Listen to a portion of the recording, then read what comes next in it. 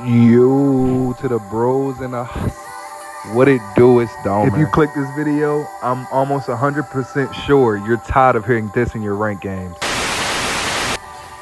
I'm gonna die. I need heals. Yup. Look no further, my G. I got you. So here's 8 things that can make you a better Mantis today. Step 1, let's get it. Mantis, if at full health or applies a damage boost, always has a speed boost.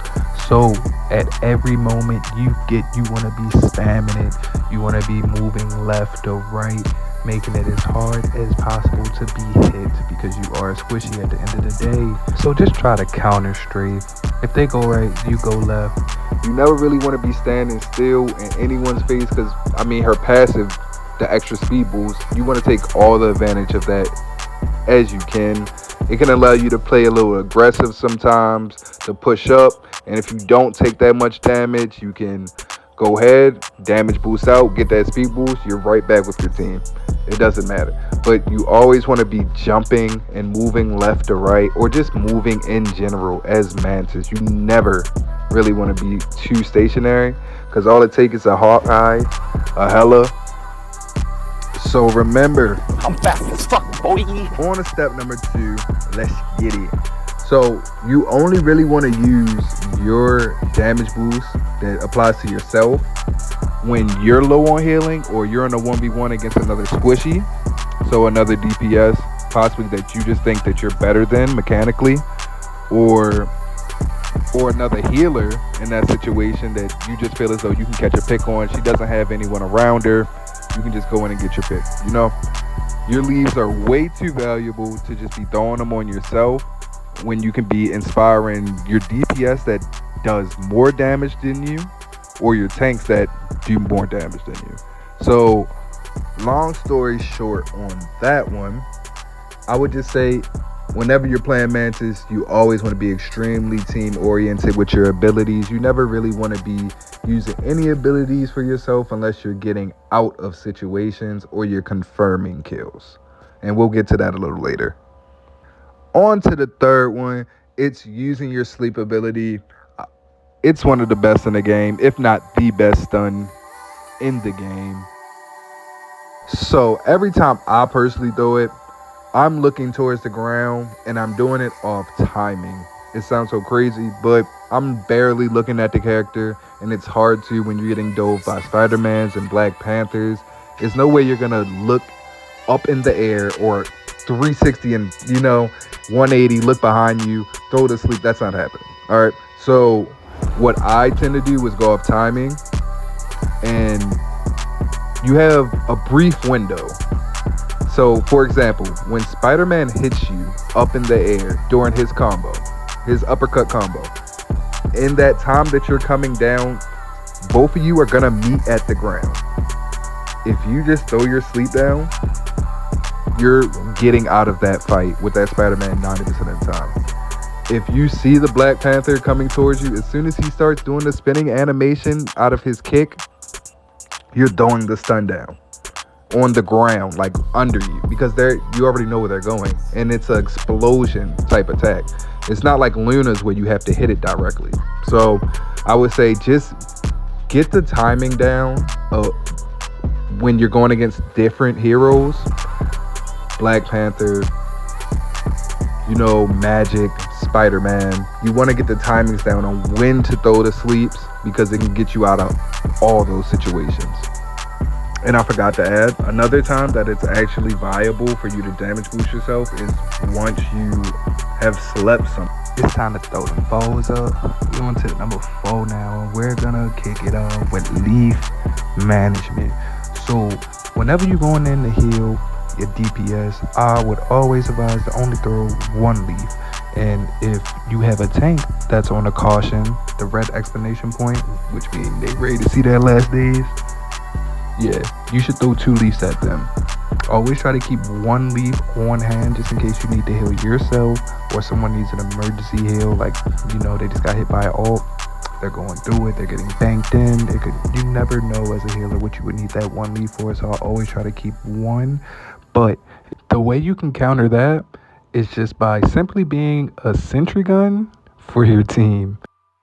What I mean by that is you're never going to stop shooting. You're never letting go of your right click. Or if you're on console, you're never let go on that right trigger. You're constantly shooting, aiming for the head, or just putting out damage because that builds your leaves back up quicker, which equals more heals, more inspires, more damage, quicker team fights. You win. I just want to remind all of you, or maybe you didn't know, Mantis is not the main healer. If you're gonna try to heal your whole team of 6 people with 4 leaves, I don't expect that to happen and don't expect to win. Mantis is much more of a DPS pocket. She likes to go around and help DPS confirm kills, make sure they stay alive. Sometimes she might even be running around with the flanks or the dives, making sure they're okay. Using her speed boost to get in and out of combat, or maybe even throwing her sleep out for a duelist so they can get up close on like a Spider-Man or a Black Panther. You're always really there to pocket your DPS and help confirm kills and make sure they stay alive. Tip number 6, you never want to waste your ultimate. So you never just want to throw it out there because you're gonna die, unless it's overtime, something like that. But your ultimate is your Uno reverse card. That is how you're gonna get your team and yourself out of sticky situations, like a Magneto all, a Spider-Man all, a Penny. Penny's all, man. You don't really need it for that. But certain ultimates, you can get your team out of this situation. Throw your Uno reverse card, throw your +4, you feel me, and you're out of there. You're the counter. So it's very similar to Luna's ultimate. So if you know how Luna's ultimate works, no one's really dying at it. You're basically giving your team a brief moment of invincibility unless the Scarlet Witch appears. And while we're on that topic, it is certain ults that you just can't save your team from, such as Iron Man, Scarlet Witch, Namor, and Hawkeye. Those ultimates, no matter what you do, if you're going against a good player on one of those heroes and they land that ultimate perfectly on you, ultimate or not, if you have it popped or not, you are dead. If you pop your ultimate after a Doctor Strange has already hit the souls out of all your teammates, it is wasted. It will not heal them until they are out the soul. The majority of the time, if your soul is knocked out, you're gonna die. So just keep in mind of what ults you can counter successfully and what ults it's just not really worth you throwing your ultimate there, because you could die instantly or your teammates could die instantly. Tip number 7. You can cancel opponents' ultimates if you time up their voice line, the beginning of their voice line, with your sleep spore and it lands on them. So such as Penny, Strange, Iron Fist. You can stop a lot of ults from even happening in the first place if you're close enough to them and you can hit them with a sleep spore before it even activates in the first place, which always feels good and saves your team a lot of damage. Tip number 8. You want to be using your ultimate not only to heal, but to put out as much damage as you can as a support. A lot of times when I'm using my ultimate, I'm running into the site, I'm meleeing, I'm going straight for another support. I'm trying to put out as much damage to make sure that I'm getting the most value out of my ultimate and that it's not being wasted. Sometimes I believe it's even okay to enter site, destroy setups such as Loki heal totems or Penny spider nest, things like that that's just preventing your team to really get a good push on the site. Sometimes, especially if you're down a lot, maybe at like 60 to 70 to 0, it's worth it. But still, you are not ever doing that solo. You're doing it with your team in a cooperative motion.